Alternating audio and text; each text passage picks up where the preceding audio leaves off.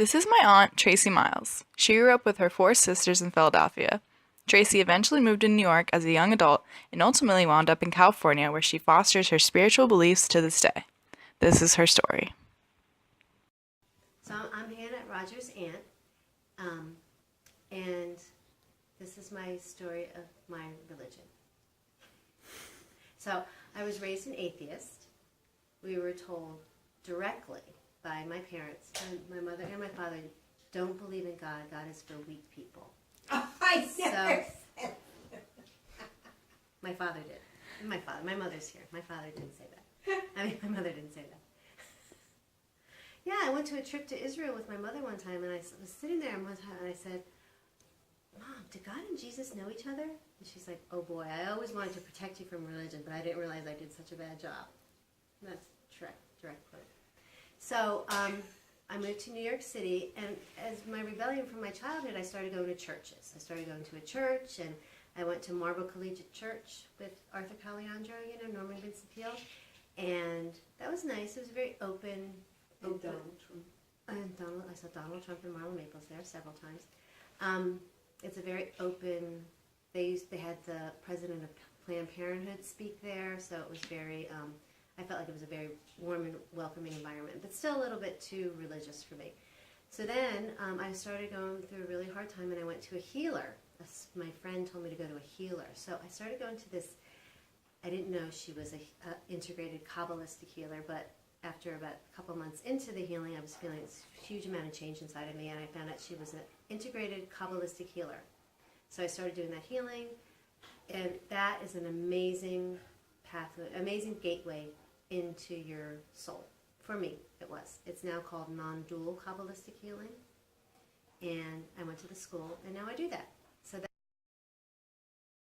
I had already started doing healings back in New York, the Kabbalistic healings. Then I moved out to California. I feel like that opened me up to move out here. And then I started doing yoga, and I was feeling really open and really good.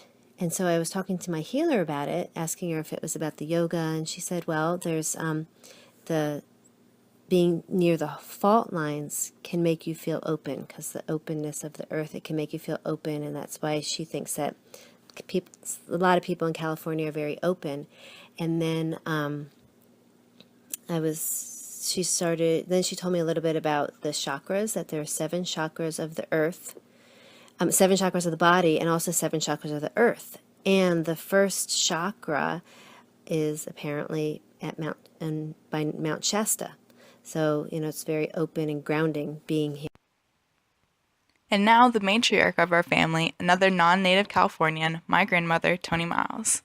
She grew up in Pennsylvania and raised 5 daughters. Until her trip to India, she was not seriously involved in any belief system, but during her meditation retreat, she converted to Buddhism and moved out to California to pursue more teachings in an open environment. She continues her Buddhist practices, meditation, and yoga in San Francisco and Berkeley, California. Here is her story. Hi, my name is Toni Miles, and I'm Hannah's grandmother. I have lots of grandchildren, but she's my only true redheaded grandmother. Okay, you want to know about my religion?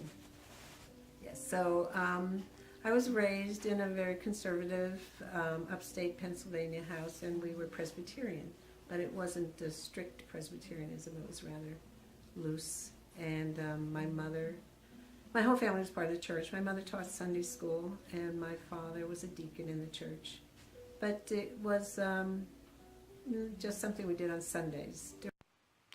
As Toni's children grew up and moved out of the house, she started to question the fulfillment she received from Christianity. I thought, this whole thing is not making a lot of sense to me, and I think I'm just going to give it up. And that was a moment of freedom. And we were political. We were very political. And then we went off on a trip around the world and spent about several months in India, during which time we went to a 10-day meditation retreat in Bodh Gaya, where the Buddha was born. And that was profoundly changed our life, that 10-day retreat. Then we came home. We continued going to Buddhist monasteries for 10-day retreats.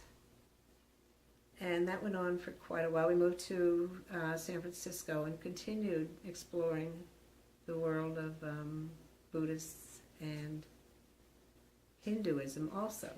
And we stayed at retreat houses and still continued doing visiting and meditating. We still continued our meditation practice for quite a while. Then in the 90s, I started going to psychic school, which I saw as a just continuation of my Buddhist practice. California was the perfect catalyst for Toni to pursue her spiritual journey. The Bay Area specifically offered her more options and ways to develop her Buddhist practices than anywhere else she had lived. Soon all her daughters except one moved to California and experienced profound religious awakenings.